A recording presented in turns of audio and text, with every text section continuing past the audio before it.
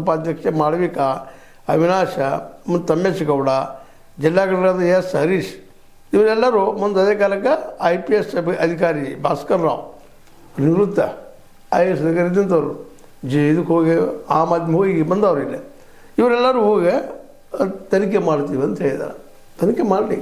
ಅದರಲ್ಲೂ ಮುಖ್ಯವಾಗಿ ನಮ್ಮ ಛಲವಾದಿ ನಾರಾಯಣ ಸ್ವಾಮಿಗಳಂತೂ ಇಲ್ಲಿದ್ದ ಬಾಂಗ್ಲಾದೇಶದ ಅಕ್ರಮ ವಲಸಿಗರನ್ನು ರಾಜ್ಯ ಸರ್ಕಾರದ ಸಚಿವರೇ ಬಂದು ಬೇರೆಡೆಗೆ ಸ್ಥಳಾಂತರ ಮಾಡಿಸಿದ್ದಾರೆ. ಈ ಪ್ರಕರಣವನ್ನು NIA ತನಿಖೆ ಒಪ್ಪಿಸಬೇಕು. ಛಲವಾದಿ ನಾರಾಯಣ ಸ್ವಾಮಿ ಇರಲಿ ಅಥವಾ ಇನ್ನೊಬ್ಬ ನಮ್ಮ CN ಅಶ್ವಥ್ ನಾರಾಯಣ ಅಂತ ಅವರು ಹೇಳ್ತಾರೆ, ಅಕ್ರಮ ವಲಸಿಗರನ್ನು ದೇಶದಿಂದ ಹೊರ ಹಾಕುವ ಕೆಲಸ ಆಗಬೇಕು. ಆದರೆ ರಾಜ್ಯ ಸರ್ಕಾರವು ಇಲ್ಲಿ ನೆಲೆಸಿದ್ದವರು ಬಂಗ್ಲಾದವರು ಎಂಬ ಸತ್ಯವನ್ನು ಮುಚ್ಚಾಗಲು ಹೊರಟಿದೆ. ಈಗ ಇವರು ಕನ್ಫರ್ಮ್ ಮಾಡಿಬಿಟ್ಟಿದ್ದಾರೆ, ಅಲ್ಲಿದ್ದಲ್ಲ ಬಂಗಾಲಿಗಳು ಅವ್ರನ್ನ ಕಳಿಸ್ಬೇಕು ಅಂತ.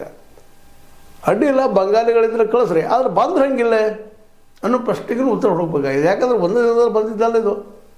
ಬಂಗಾಲಲ್ಲೇ, ಬೆಂಗಳೂರಲ್ಲೇ ಅಲ್ಲಿ ಇಲ್ಲಿ ಬರಬೇಕಾದ್ರೆ ಎಷ್ಟು ಸ್ಟೇಟ್ಗಳು ದಾಟಿ ಬರಬೇಕು. ಅಲ್ಲಿ ತನಕ ಇಲ್ಲಿ ಬಿಟ್ಟರೆ ಹಂಗೆ ಇಲ್ಲಿ ತನಕ ಬಾರ್ಡರ್ ಮೊದಲು ದಾಟಿ ಹೆಂಗೆ ಬಂದರು, ಯಾವಾಗ ಬಂದರು?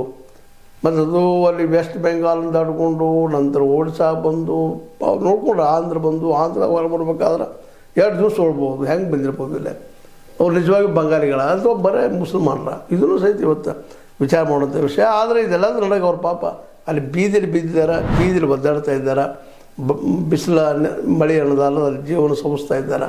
ಅವ್ರಿಗೆ ಪರಿಹಾರ ಅಂತ ಕೊಡ್ರಿ. ಜೊತೆಗೆ 13,000 ಮಂದಿಗೂ ಕೊಡ್ರಿ, ಮನೆಗೆ ಕರ್ಕೊಂಡು ಅವ್ರಿಗೆ ಇಲ್ಲ ಅಂತಲ್ಲ, ಅದು ಕೊಡೋ ಸರ್ಕಾರದ ಕೆಲಸ. ಆದರೆ ಇಲ್ಲಿ ಗಡಬಡಿ ಮಾಡ್ತಾ ಇದ್ದಿಲ್ಲ, ಅದಕ್ಕೆ BJPಗರಿಗೆ ಹೇಳ್ತಾ ಇದ್ದಾರೆ ಯಾಕೆ ಅವ್ರಿಗೆ ಕೊಡ್ತಾರೆ, ಇವ್ರಿಗೆ ಎಷ್ಟಾಗಿ ಕೊಡ್ತಿಲ್ಲ ಅಂತೇಳಿ.